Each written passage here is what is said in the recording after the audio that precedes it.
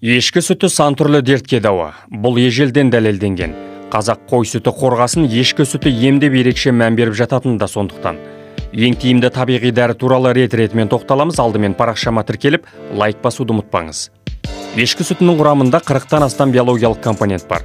Ең маңыздылары А, С, В1, В2, В6, В12, Д, Е дәрумендері, амин қышқылдары, аскорбин қышқылы, ферменттер және кальций, магний, фосфор, марганец, мыс, кобальт сияқты микроэлементтер кездеседі. Сонымен ғалымдардың зерттеуінше ешкі сүті әсіресе анемия, тағамдық аллергия, туберкулез, асқазан, ішек-қарын жолдарының аурулары мен жүрек қан тамыры жүйесіндегі ақауларға, қатерлі ісік ауруларының алдын алуға, диабет пен диатезге ерекше ем болып табылады. Сондай-ақ ағзаның иммундық қорғаныс қызметін арттыру, ағзадан ауыр металдардың тұздары мен радионуклидтерді шығаруда және көздің көру қабілетін арттыруға пайдалы екені анықталған. Енді нақтырақ тоқталып өтейік. Сиыр сүтінің құрамында аз кездесетін элементтер ешкі сүтінде өте мол. Мысалы, бір ғана кобальт өзге 4 түліктің сүтіне қарағанда ешкі сүтінде 6 есе жоғары болады. Кобальт ағзадағы қан айналымды жақсартып, зат алмасу процесіне көмектеседі. Сондай-ақ ешкі сүтіндегі калий мен магний ағзадағы зиянды элементтер стронций мен радионуклидтерді шығаруға көмектеседі. Ал калийдің жоғары мөлшері жүрек қан тамыр жүйесінің қызметіне оң әсер етеді. Сондықтан үлкен қала тұрғындарына ешкі сүтін жиі ішіп тұру ұсынылады. Ешкі сүтінің құрамындағы кальций мен Д тобындағы дәрумендер қоры сүйек тіндерін қатайтуға көмектеседі. Сондықтан дәрігерлер балаға 1 жастан бастап рахит ауруының алдын алу және оны емдеу үшін ешкі сүтін беруді ұсынады.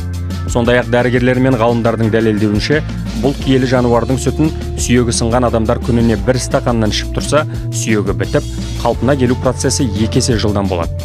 Ешкі сүті құрамындағы дәрумендер, микро және макро элементтер аяқ ауыр аналардың ағзасы мен жатырдағы бала үшін де өте пайдалы азық болып табылады. Сүт құрамындағы біз айтып өткен кальций бала қаңқасының дұрыс қалыптасуына септігін тигізіп, тістерін дамытады. Және болашақ ана тістерінің де түсуінен қорғап, тырнақтарының сынуына жол бермейді. Ал жүргекте баласы бар ана күнделікті ешкі сүтін пайдаланса, өзінің ағзасымен қоса сәбиінің ағзасында дәрумендер қорына байытып, оның жаңадан қалыптасып дамып жатқан сүйектерін қатайтады. Оған қоса ешкі сүті жас сәбидің денсаулығын күшейтіп, ақыл есінің тез жетілуіне мол әсер етеді. Бала уақытынан ерте жүреді.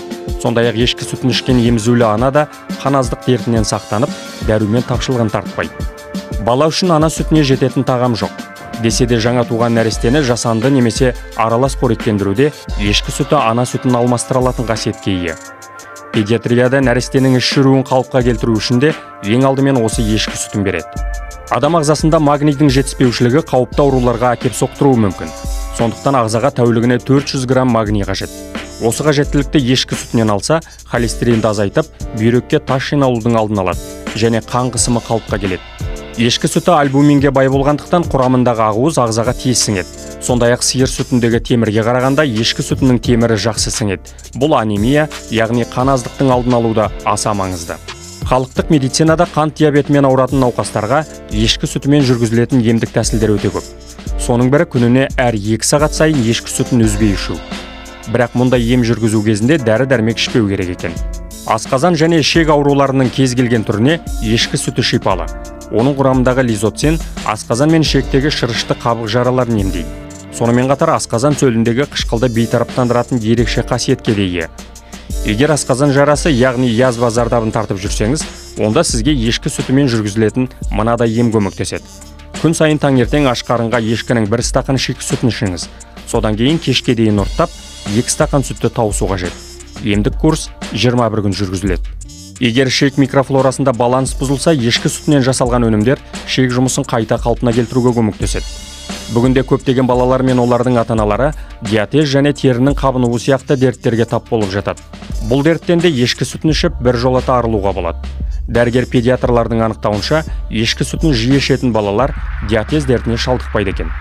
Жалпы жаңа сауылған ешкі сүтінің емдік қасиеті өте күшті болады.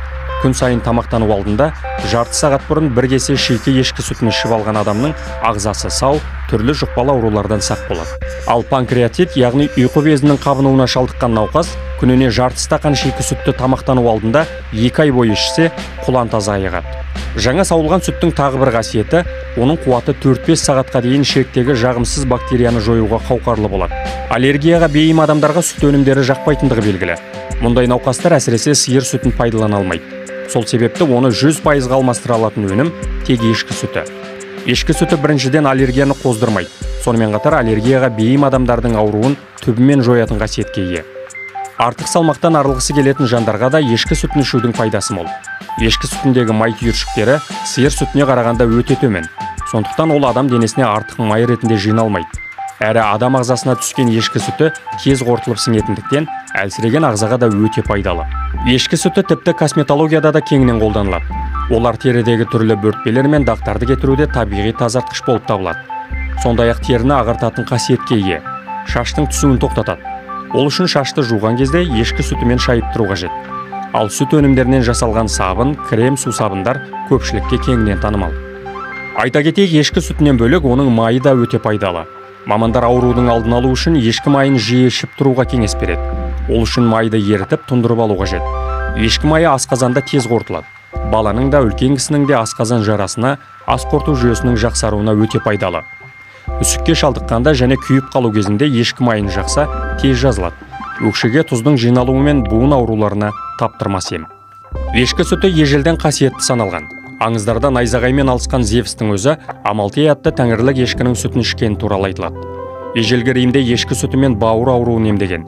Гиппократ құрт ауруымен ауырғандарға ем ретінде ешкі сүтін ішуді ұсынса, Ибн Сина оны кәріліктен құтқаратын сусын деп атаған.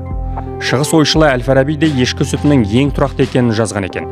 Ал 19-20 ғасырларда Ресейде ешкі өсірушілер қоғамы болған. Ешкі сүтімен емдейтін ауруханаларды ұйымдастырылған. Жалпы ешкі сүті қазір әлемде кеңінен танымал. Қазақ ебін тапсаң ешкі бақ деп айтып келсе, ал оның қасиетін түсінген дамыған елдер бұл істі баяғыдан бір ізге қойған. Мысалы, Швейцарияда туберкулез, анемия, рахит, буын, тері ауруларына шалдыққандарды әу бастан-ақ ешкі сүтімен емдеген. Бұл елде науқастарды ешқандай дәрі-дәрмексіз, тек ешкі сүтімен емдеп жазатын сауықтыру орындар кездеседі. Ал ақш секілді дамыған мемлекеттер ешкі сүтін арнайы жас нәрестелерге беру үшін дайындайды.